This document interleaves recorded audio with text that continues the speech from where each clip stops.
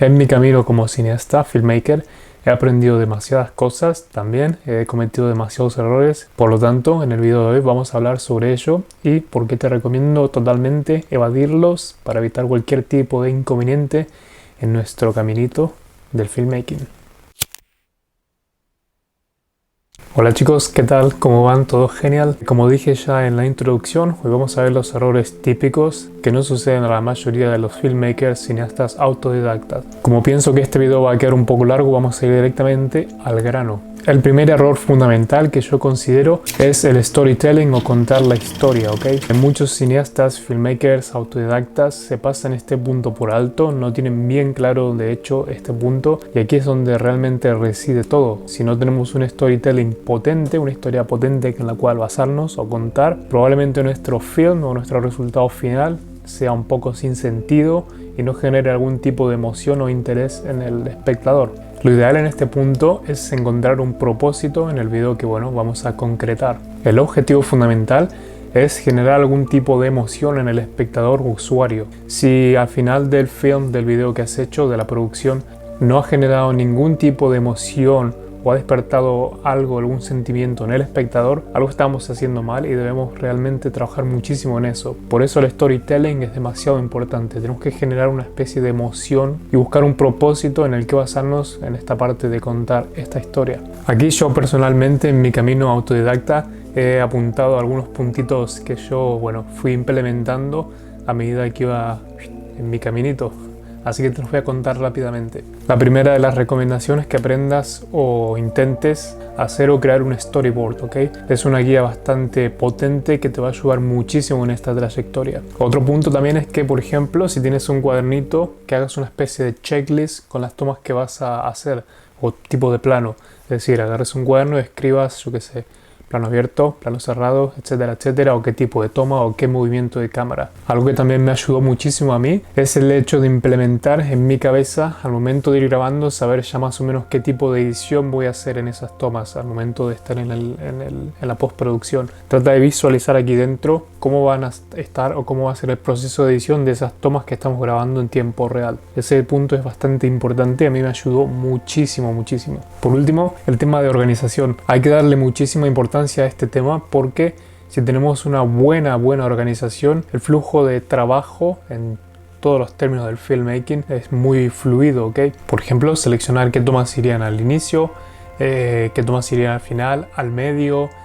si vas a hacer tomas de B-roll, etcétera. Todo eso hay que organizarlo paso por paso para que sea muy útil y muy eficaz a la hora de ponernos a rodar y luego en la postproducción. Algo fundamental también que yo implementé desde casi mi inicio, y esto fue por un tema más personal, es centrar toda mi atención, mi énfasis, mi motivación en elegir un tipo de área que quiera grabar o ámbito que quiera grabar. Si por ejemplo te gusta muchísimo hacer videos musicales, entonces céntrate en eso, es decir, en la zona que estés viviendo, contacta a algún músico local o algún músico de la zona en sí y propone esta opción de hacer vídeos, hacerle un vídeo, ofrecerle tu servicio y céntrate en eso. Lo mismo si te gusta hacer bodas, pues con la pareja, ofrécele un vídeo para hacer, ofrécele tu presupuesto, etcétera, etcétera. Pero céntrate en ese ámbito que realmente te guste, ¿por qué? Porque vas a dar el 100% de ti en vez de hacer un vídeo o una producción en un ámbito que realmente no sea relevante para ti o no te agrade. Eso es un punto muy importante. A veces queremos abarcar muchísimo, sin embargo, todo lo que abarcamos no todo al 100% nos acaba de agradar. Entonces yo recomiendo buscar siempre un ámbito específico que les agrade realmente. Y por último, en esta parte, también te quiero decir que si has grabado, por ejemplo, un video musical, probablemente has grabado un montón de tomas. Entonces, del 100% de todo lo que has grabado, yo te recomiendo que igual uses el 20 o 30% del 100% que has grabado, ¿ok?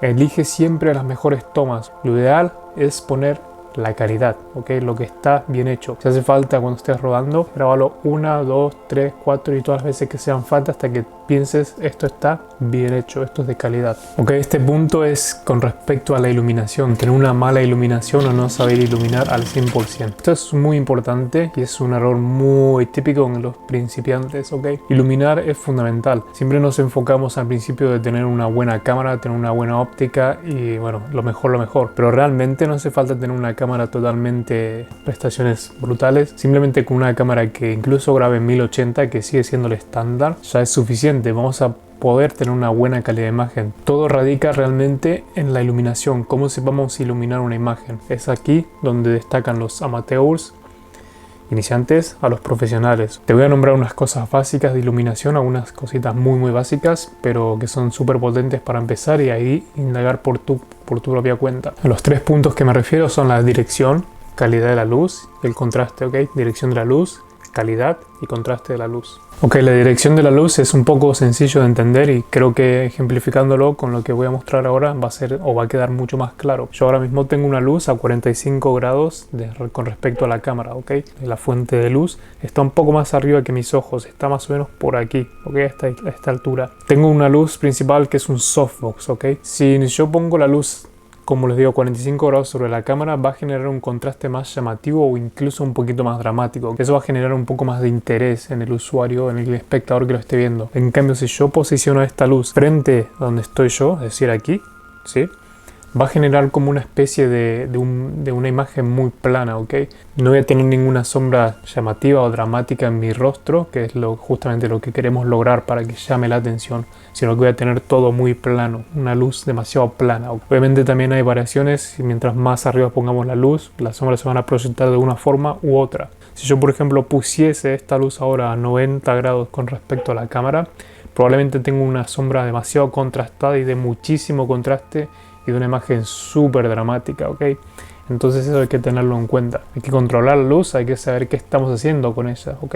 Calidad de la luz. Esto es bastante importante y más o menos se relaciona con la anterior. La principal fuente de luz que tengas, puedes tenerla de 2 formas, ¿ok? Sin ningún tipo de difusor y que te proyecte sombras demasiado duras en la cara o en el sujeto que estés filmando o lo que estés grabando realmente. Esto también es personal. Si quieres generar sombras muy duras, genial, lo puedes hacer sin ningún problema. Pero aquí lo ideal sería generar sombras suaves. ¿Cómo lo conseguimos? Un softbox podría ser, o añadiéndole difusores a la luz, a la fuente de luz principal. Más o menos a esto a lo que me estoy refiriendo. Por ejemplo, si estamos grabando con una ventana aquí atrás, imaginemos esta, y aquí estuviese el sol, yo podría tranquilamente usar esa ventana como fuente de luz principal. Pero ¿qué pasa? Probablemente me genere o me proyecte sombras demasiado duras en mi cara. Lo que podemos hacer en este caso es poner un difusor blanco para que suavice todas las sombras y que una imagen más agradable de ver. Contraste de luz. Este es muy sencillo realmente. La luz que incide en el fondo, como mi cara, casi siempre la intensidad va a ser igual, va a ser el mismo brillo de luz. Lo que tendríamos que lograr hacer es generar un poco de profundidad entre el fondo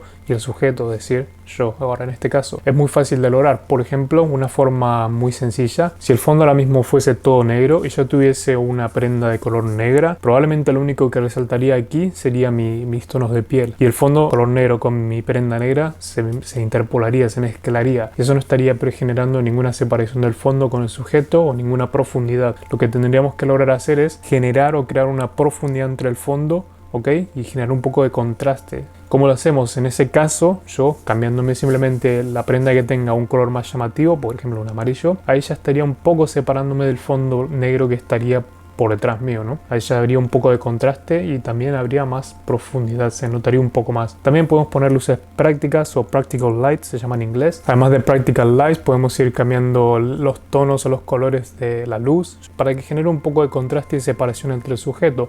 Este punto es bastante común, un error súper común, y es la mala elección de los FPS, ¿ok? En cámara. Aquí hay que conocer la definición de motion blur primeramente, desenfoque de movimiento. Probablemente en las películas lo vean mucho.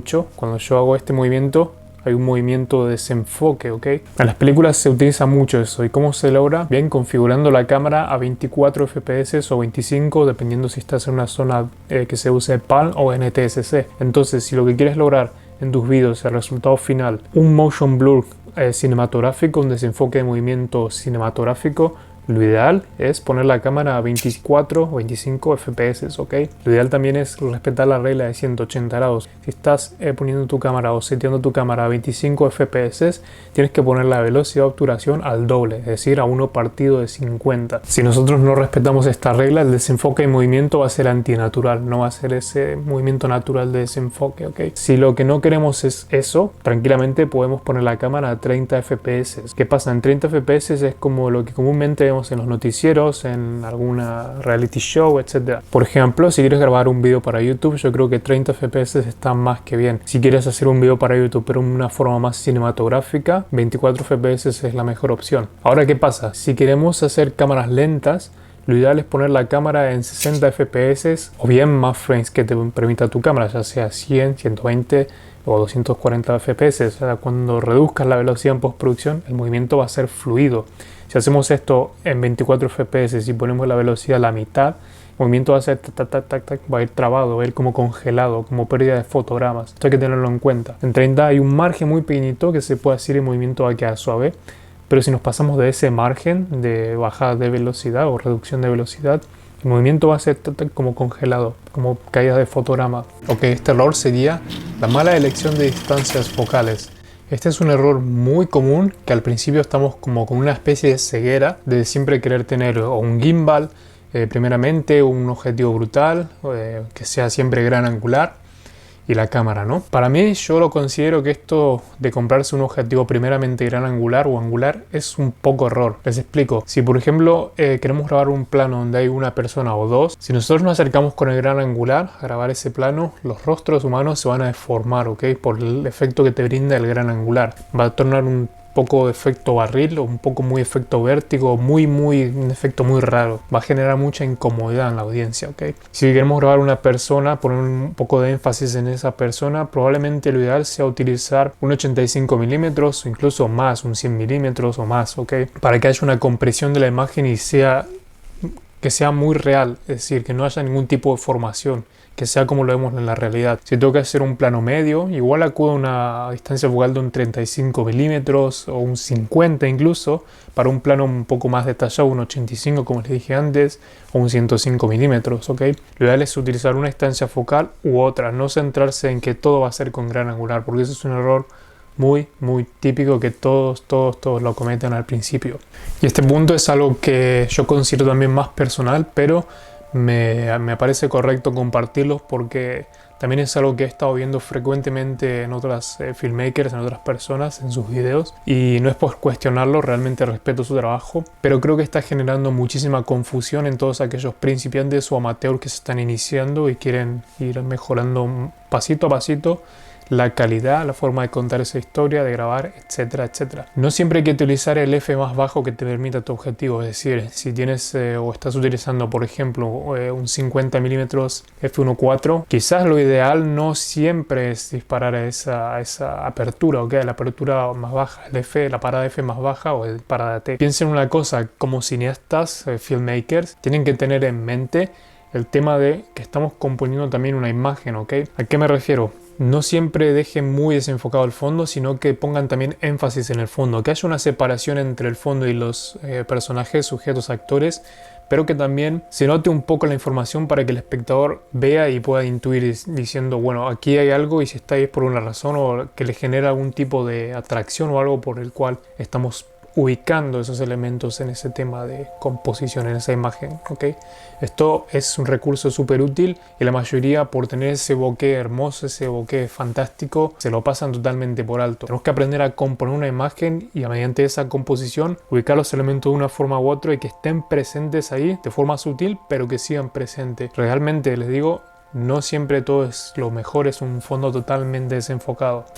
Ok, por último es el audio, es no tener una buena calidad de audio. El video, film, tener una calidad decente de imagen, un 50% se basa en eso y el otro 50% es en el audio. ¿Qué pasa si no tenemos una buena calidad de audio? La audiencia, créeme que no va a decir qué bonita calidad de imagen, qué lástima que no puedo disfrutar de este film con este bonito audio. Chao. Lo ideal aquí es siempre tratar de adquirir un micrófono externo, ya sea de solapa, como tengo yo en este caso, de shotgun. Les pondré una imagen para que me entiendan, los que no saben mucho de definiciones, porque hay demasiados tipos. Tienes que elegir uno en acorde a la necesidad que tengas en ese momento o en ese film que vas a realizar. No cometan el típico error de que una vez que ya tenemos el micrófono, poner la fuente de audio lejos de lo que estés grabando. O sea, si hay una persona hablando, ponerla lejos, o si estás grabando una escena, ponerlo lejos al audio. ¿Por qué? Porque justamente lo que queremos obtener es una buena calidad de audio, un audio limpio, ¿ok? Pero hay ciertos niveles de decibelios que deberíamos configurar o setear en la cámara para que tenga la mejor calidad. Eso ya lo pueden investigar por su cuenta, ¿ok? Tómense su tiempo en editar, manipular la edición del audio en postproducción, que quede lo más limpio posible, lo mejor posible, que suene bien, ¿ok? Tanto la voz que hayan grabado, lo que hayan grabado, como los efectos de sonido, o el sound design, el diseño del sonido, y la música, ¿ok? Y bueno, chicos, espero que realmente les haya sido de muchísima utilidad, que hayan aprendido algo nuevo. Te recuerdo que tienes mi tienda online en la descripción con mis presets y LUTs. Echar un ojo, que hay bastantes descuentos. Espero que realmente te haya gustado. Si es así, pulgar arriba. Si eres nuevo y no me conoces, yo soy Nico y te veo en el siguiente film. Chao.